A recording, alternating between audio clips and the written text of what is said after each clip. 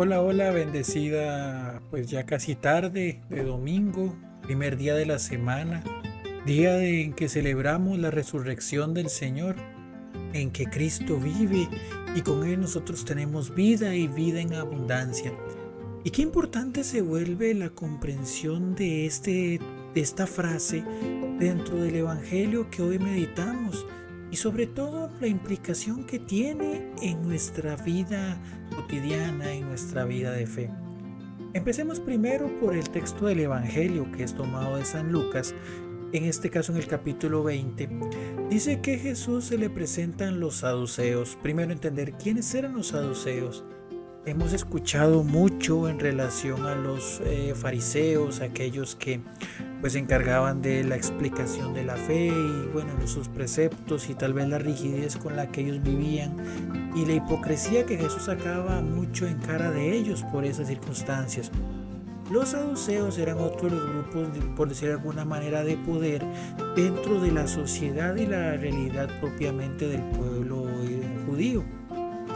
Los saduceos, a diferencia del fariseo, que era por el conocimiento, por el tema de la explicación de la ley, los saduceos eran como un grupo de una élite un poco más alta.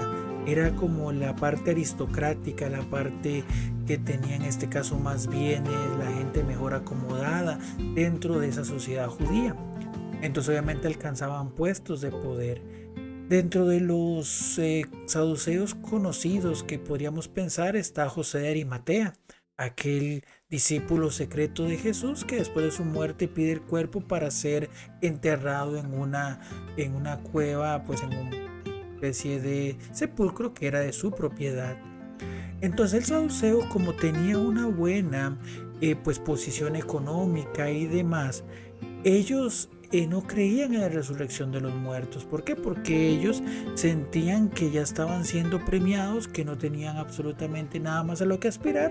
Entonces ellos no creían en la resurrección de los muertos, sino ellos pues justamente vivían de su experiencia pues propiamente económica, material.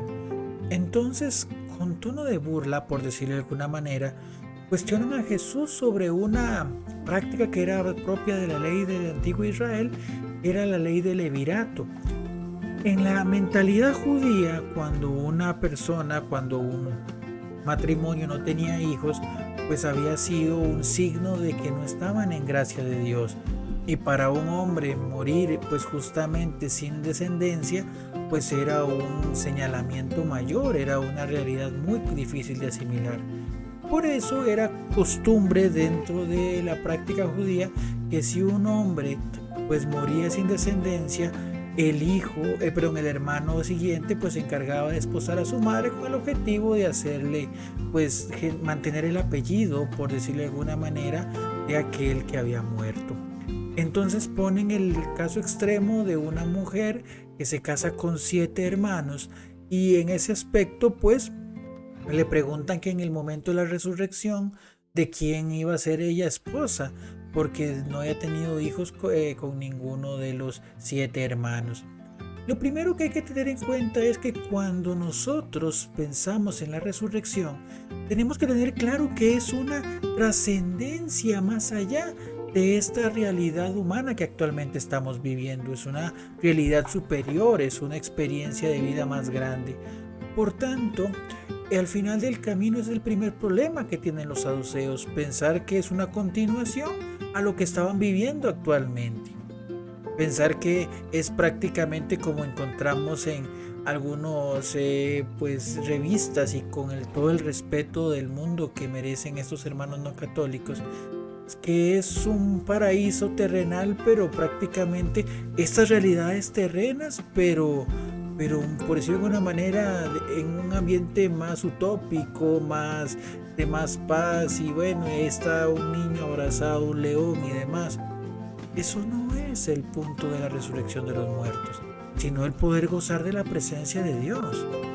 El poder es estar ahí únicamente para darle gloria y honra a Él, con nuestros cuerpos glorificados, con esa mirada únicamente alejada de cualquier preocupación mundana y simplemente gozando de la gloria y gracia de Dios.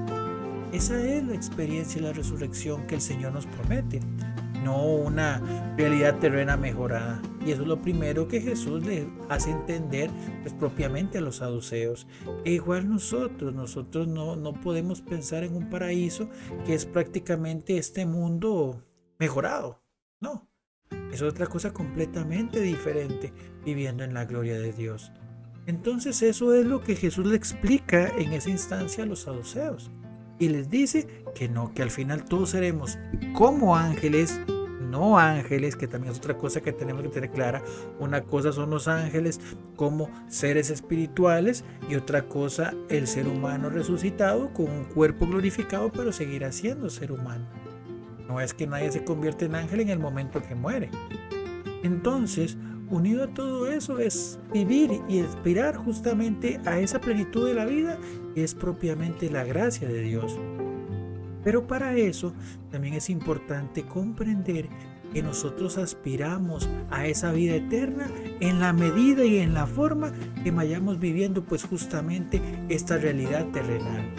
Por eso no podemos dejar de lado el texto de la primera lectura que es tomada del segundo libro de los Macabeos, donde pues encontramos a esa madre con sus 7 hijos. Vean que hasta qué interesante la propuesta, ¿verdad? Estamos hablando anteriormente de una mujer con 7 maridos sin tener hijos. Ahora vemos una madre con 7 hijos que se ven obligados a comer carne de cerdo.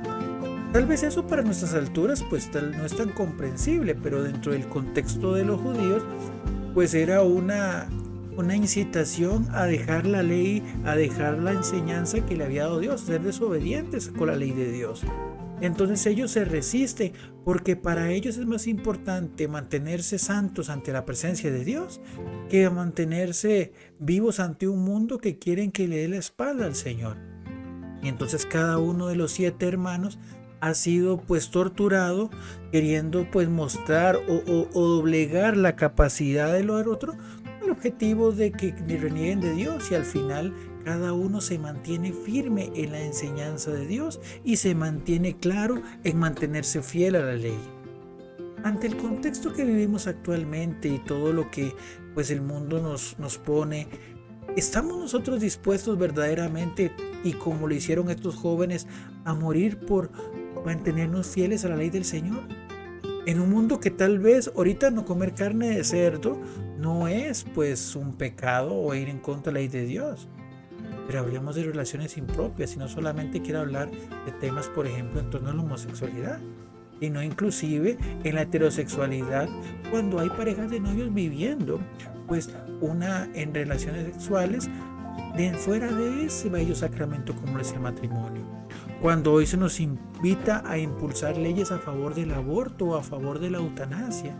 Cuando hoy pues la vida de fe se convierte en un accesorio que yo utilice cuando me conviene y me alejo de él cuando no me conviene. Cuando hoy los sacramentos son requisitos y actividades sociales más que momentos de gracia y encuentro con el Señor. Nosotros dispuestos a mantenernos firmes y tal vez no bajo el señalamiento o el riesgo de ser ejecutados, por lo menos a nivel de vida, a ser pues asesinados, pero sí ser señalados, ser humillados, ser apartados incluso de muchos ciclos, simplemente por mantenernos firmes ante las enseñanzas del Señor. Por eso hoy no podemos olvidar que en primer lugar tenemos una aspiración superior, que es el reino de los cielos, pero que para llegar a ella tenemos que empezar a configurar nuestra vida desde acá, desde este momento, viviendo justamente la esperanza de la resurrección, viviendo justamente con ese anhelo de estar en la presencia de Dios.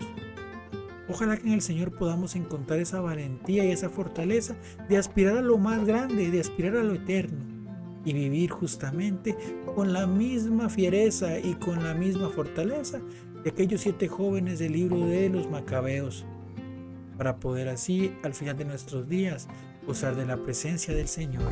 Bendecido domingo.